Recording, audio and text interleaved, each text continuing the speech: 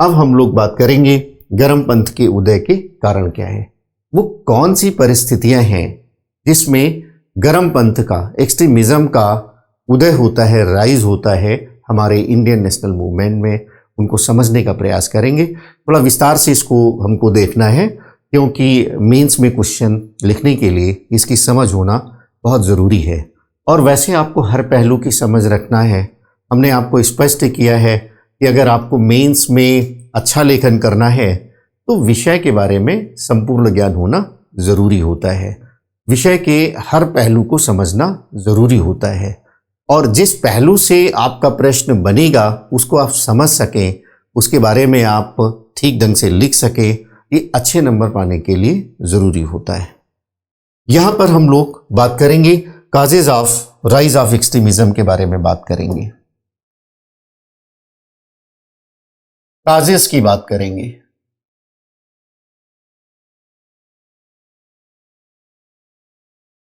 तो गर्म पंथ के उदय के कारण क्या है, इनको समझना है। पहली बात तो यह है कि जो उदारवादी राजनीति कर रहे हैं, जिनको हमने नरम पंथ कहा है, मॉडरेट्स कहा है, तो जो मॉडरेट्स हैं इनका जो प्रभाव है वो 1885 से स्थापित होता है। बहुत लंबे समय तक इनका प्रभाव बना रहता है, 1905 तक ये प्रभावी है। लेकिन 1885 से लेकर के 1890 95 तक आते आते आप 1900 तक आते आते कोई उस प्रकार की उपलब्धियां नहीं दिखाई दे रही हैं। इनकी जो डिमांड्स हैं, इन्होंने कोई आज़ादी की मांग नहीं रखी, शासन में सहभागिता की मांग इन्होंने रखी थी। इस शासन में हमें सहभागी बनाइए, और स्वशासन की मांग इन्होंने रखी। कुछ राजनीतिक मांगे हैं, कुछ आर्थिक मांगे हैं, कुछ संवैधानिक मांगे हैं, सामाजिक मांगे इन्होंने रखी नहीं। तो वो जो मांगे हैं, वो जो डिमांड्स हैं, इनकी जो डिमांड्स हैं, इनकी मांगे जो हैं वो पूरी नहीं हो पाती, पूरी नहीं हो। तो पहले ही हमने बताया कि जो राष्ट्रवादी हैं, नवयुवक गण हैं, उनमें फ्रस्ट्रेशन पैदा हो जाता है, निराशा पैदा हो जाती है। तो मॉडरेट्स की, जो निराशावादियों की जो असफलता है, वो आधार बनाती है गर्म पंथ की, वो आधार बनाती है एक्सट्रीमिज्म की।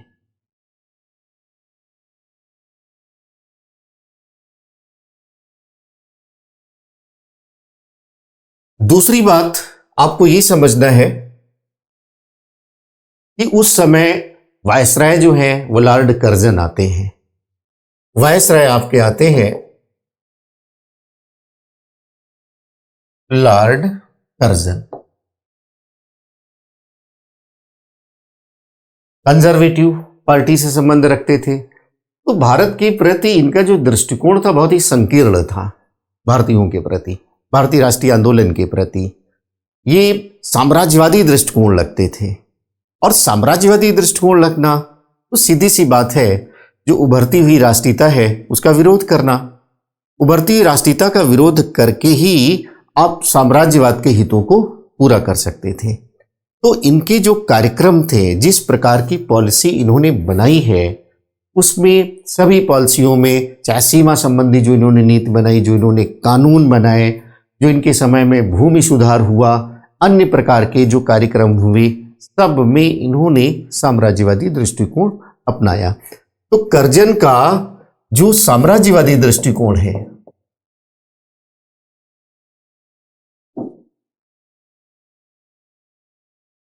वो गर्म पंथ के उदय का मुख्य कारण है।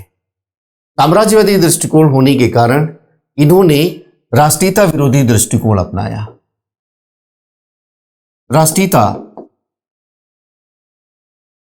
विरोधी दृष्टिकोण, जो अप्रोच इनका है वो नेशनल मूवमेंट के खिलाफ है। कांग्रेस के बारे में तो बहुत ही इन्होंने जो बयान दिया है, बड़ा बड़ा आप क्या कह सकते हैं उसको, बड़ा कठोर बयान इन्होंने दिया। कहा कि मेरी इच्छा है कांग्रेस को नपुंसक मैं बना दूं। इन्होंने कहा कि मेरी इच्छा है कि भारत में रहते हुए मैं कांग्रेस को मरते हुए देखूं। तो इस प्रकार के स्टेटमेंट इनके आ रहे हैं। कांग्रेस उस समय भारतीय राष्ट्रीयता का प्रतिनिधित्व कर रही थी। जो नेशनल मूवमेंट है, भारतीय राष्ट्रीय आंदोलन है, उसका नेतृत्व कर रही थी।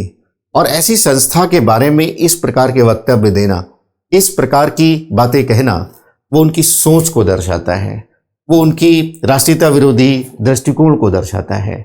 और इस दृष्टिकोण के तहत उन्होंने बहुत सारे कानून बनाए, जैसे कलकत्ता आपका कारपोरेशन एक्ट। कोलकाता आज कहते हैं कलकत्ता, उस समय कहते थे कलकत्ता, हिंदी में कहते हैं। तो कलकत्ता कारपोरेशन एक्ट इन्होंने बनाया। आगे इन्होंने इंडियन यूनिवर्सिटीज एक्ट बनाया। तो ये जो कानून बनाए वो पूरी तरह से साम्राज्यवादी हितों को पूरा करने वाला है। पंजाब में भूमि कानून बनाया, वह भी साम्राज्यवादी हितों को पूरा कर रहा था। और इनका एक काम जो पूरी तरह से राष्ट्रीयता विरोधी है, वो है partition of Bengal. Partition of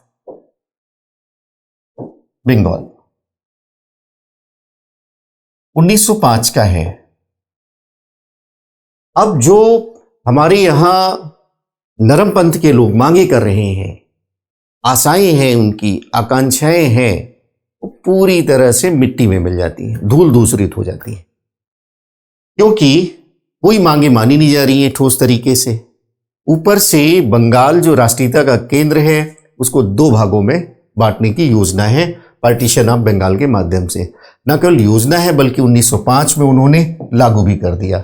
1903 में घोषणा होती है 3 दिसंबर को, और 19 जुलाई को इसकी घोषणा हो जाती है, 20 जुलाई को जारी कर दी जाती है, 16 अक्टूबर को इसको लागू भी कर दिया जाता है।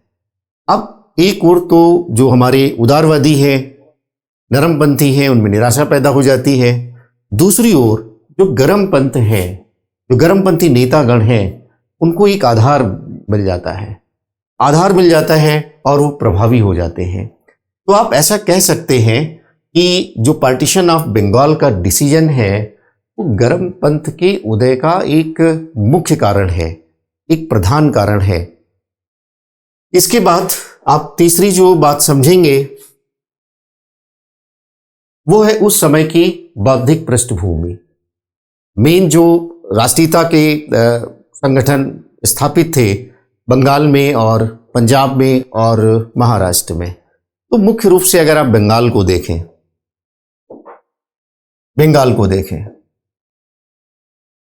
आप महाराष्ट्र को देखें,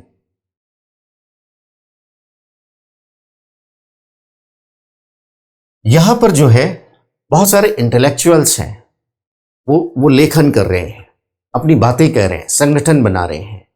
इन्होंने पूरी तरह से राष्ट्रीयता के उभार के लिए एक पृष्ठभूमि बना दी। इसलिए आप कह सकते हैं एक बौद्धिक पृष्ठभूमि बना दी।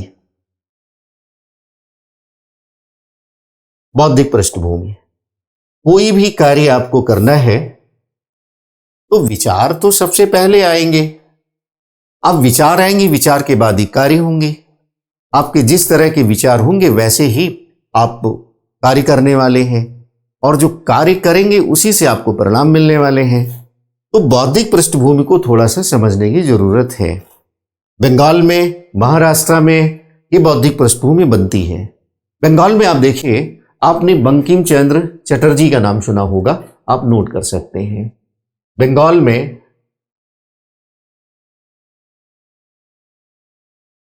बंकिम चंद्र चटर्जी,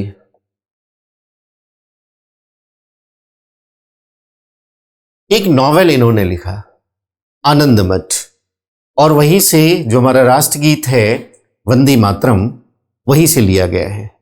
तो वंदे मातरम,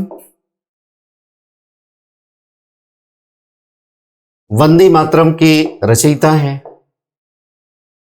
एक नाम और, आप विवेकानंद, स्वामी विवेकानंद,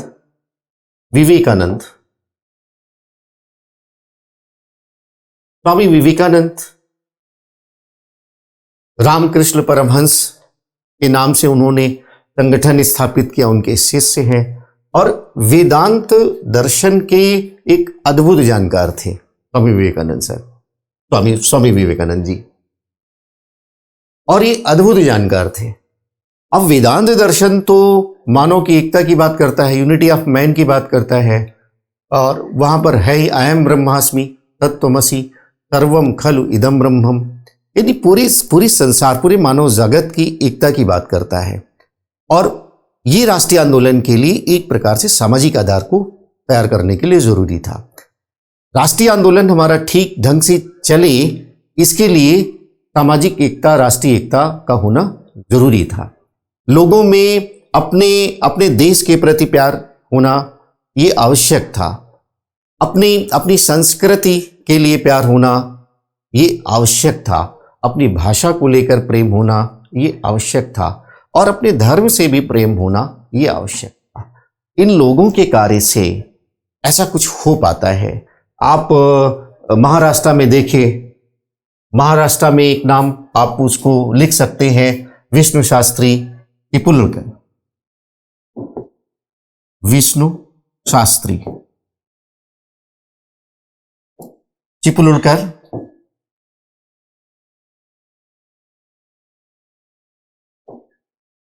तो विष्णु शास्त्री पूरे महाराष्ट्र में एक बौद्धिक आधार बनाते हैं, और उन्होंने स्वदेश प्रेम के लिए शिवाजी वगैरह की चर्चा खूब शुरू हो चुकी है। गणेश पूजा की बात हो रही है, यानी धर्म से जोड़ा जा रहा है। बंगाल में भी आप देखेंगे भारत माता की बात हो रही है, काली पूजा की बात हो रही है। तो धार्मिक प्रतीकों से चीजों को जोड़ा जा रहा है। और राष्ट्रीय आंदोलन में लोगों को मोबिलाइज करने के लिए, लोगों को एकत्रित करने के लिए उस समय की जो क्षेत्रीय नायक हैं, क्षेत्रीय परंपराएं हैं, धार्मिक परंपराएं, उनका प्रयोग हो रहा है। तो इस तरह से विष्णु शास्त्री चिपलुलकर ने, विवेकानंद जी ने, बंकिम चंद्र जी ने, और बहुत सारे रचनाकार, साहित्यकार हैं, वो सब काम कर रहे हैं। इससे क्या हुआ कि लोगों में अपने देश के प्रति प्रेम पैदा हुआ, अपनी संस्कृति को लेकर लगाव पैदा हुआ, धर्म के प्रति लगाव पैदा हुआ, भाषा के प्रति लगाव पैदा हुआ, और वह अब विदेशी दास्तां में नहीं रहना चाहते, अपना एक स्वतंत्र देश चाहते हैं। तो गर्मपंथ के उदय में यह जो एक बौद्धिक पृष्ठभूमि बन रही है, इसका एक बहुत ही महत्वपूर्ण योगदान है। इसके अलावा भी आप चौथी बात जो कह सकते हैं, उस समय का जो इंटरनेशनल इन्वायरमेंट है, इंटरनेशनल इवेंट्स हैं, उनकी बहुत भूमिका है गर्मपंथ के उदय में। तो आप उनको ऐसे लिख सकते हैं, इंटरनेशनल इवेंट्स,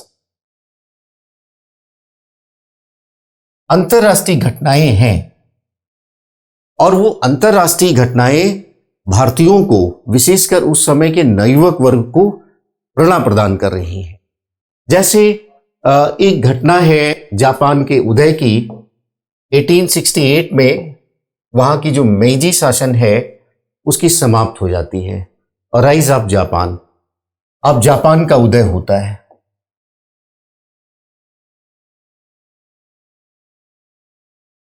एक बहुत बड़ी घटना थी, प्रतीकात्मक। विश्व इतिहास में ये सारे मुद्दे आपको करने हैं, आपको सब जानना है, जिनकी चर्चा यहां पर होगी विस्तार से। संक्षेप में आप ऐसा समझिए कि जब जापान का उदय का मतलब ये है कि वहां के लोगों ने पहले से जो स्थापित मेइजी शासन थी, मेइजी शासन व्यवस्था, उसको उन्होंने उखाड़ फेंका। मेइजी शासन को उन्होंने उखाड़ फेंका और संगठित होकर के एक आधुनिक जापान का निर्माण किया। वो जापान जो आगे चल करके 20-30 वर्षों में यूरोप के देशों से प्रतिस्पर्धा करने लगता है। तो यहां पर ये संदेश जाता है नवयुवकों में कि अगर हम पूरे देश के लोग राष्ट्रीय भावना से युक्त हो जाएं, एकजुट हो जाएं, संगठित हो जाएं, तो हमें किसी बाहरी सत्ता की, किसी विदेशी सत्ता की कोई जरूरत नहीं है। तो राइज ऑफ जापान का बहुत ही महत्वपूर्ण रोल होता है। इसके बाद आप देखिए कि 1896 में इथियोपिया, आप डेट देख लीजिएगा 96, 98, थोड़ा सा डेट देख लीजिएगा। इथियोपिया ने इटली की सेना को हरा दिया। इथियोपिया ने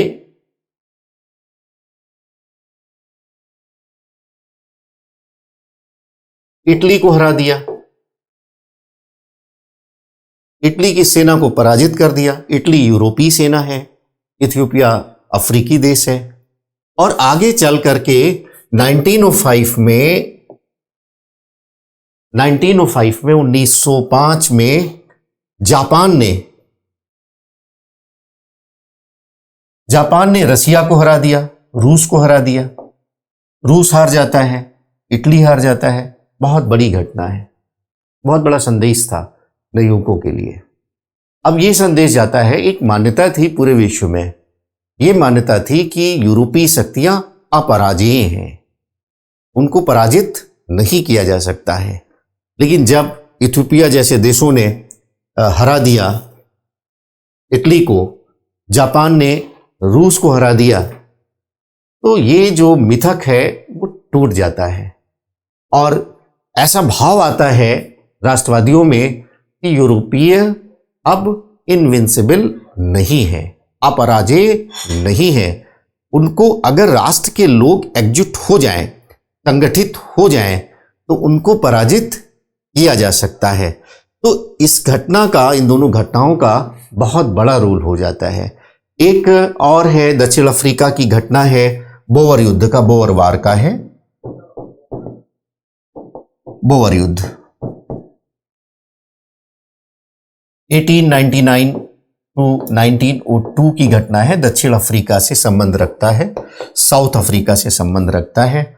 बोअर युद्ध एक बैकग्राउंड के रूप में हम लोग पढ़ेंगे जब विश्व इतिहास में दक्षिण अफ्रीका के बारे में हम लोग बात करेंगे, अपार्थीड के बारे में बात करेंगे, वहाँ की जो पृथक्करण की नीति है उसके बारे में जब बात करेंगे। तो बोअर युद्ध भी है, जो वहाँ के ब्रिटिशर्स हैं और जो डच लोगों का पहले वहाँ पर शासन था, उनकी जो संतानें हैं उनको बोअर्स कहते हैं।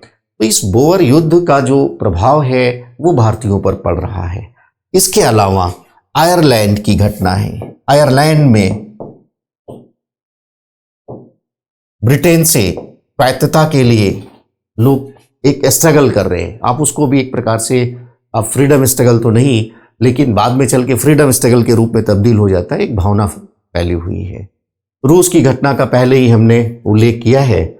इधर रूस में पराजय के बाद रूस में भी जो जारशाही है उसके खिलाफ आवाजें उठ रही हैं। रूस की घटनाएं हैं, चाइना में घटना हो रही है, चीन की घटनाएं हो रही हैं। वहां जो स्थापित सत्ताएं हैं, जो निरंकुश सत्ताएं हैं रूस में, चीन में, उनके खिलाफ आवाज उठा रही है वहां की जनता। इसको इन बातों से जो यहाँ के जो राष्ट्रवादी हैं वो प्रभावित होते हैं। इसके अलावा जो तुर्की की घटनाएं हैं, ऑटोमन साम्राज्य, और उन्होंने जो बाल्कन स्टेट है, ऑटोमन साम्राज्य, ऑटोमन साम्राज्य ने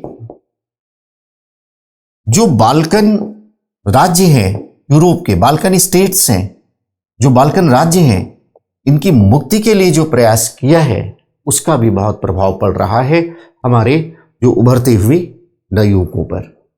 तो इस प्रकार से अंतर्राष्ट्रीय घटनाएं हैं जिन्होंने भारतीय नवयुवकों के मन में ये विश्वास भर दिया है कि अंग्रेजों को भी पराजित किया जा सकता है।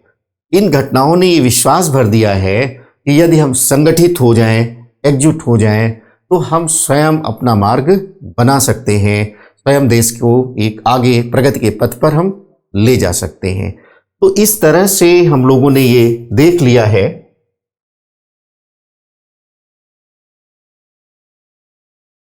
हम लोगों ने ये देखा कि किस तरह से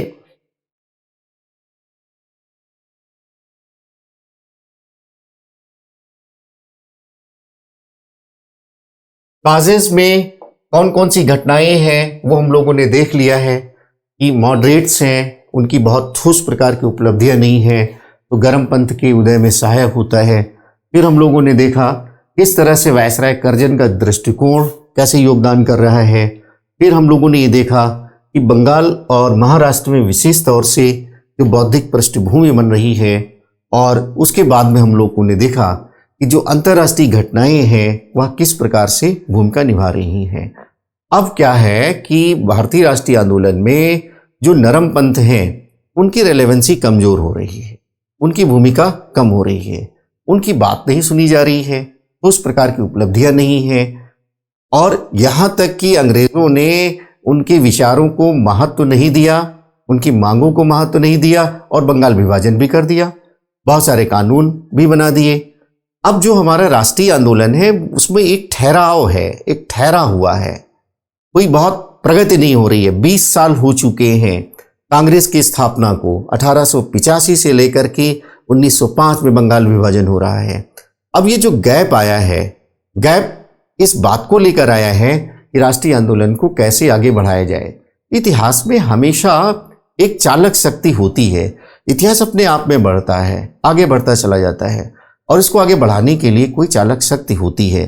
गैप को भरने के लिए कोई जब एक गैप हो जाता है, एक कोई जो प्रमुख वर्ग है, सत्ता है, विचार है, संगठन है, इसकी रेलेवेंसी जब कमज़ोर होती है, कमज़ोर पड़ जाती है, तो नई विचारधारा आती है, नई शक्ति आती है, नया संगठन आता है और नए कार्यक्रम बनते हैं। तो ये जैसे उदारवाद जब कमज़ोर हुआ तो स्वाभाविक है एक नई विचारधारा आनी थी, तो नई विचारधारा के रूप में गरम पंथ का उदय होता है।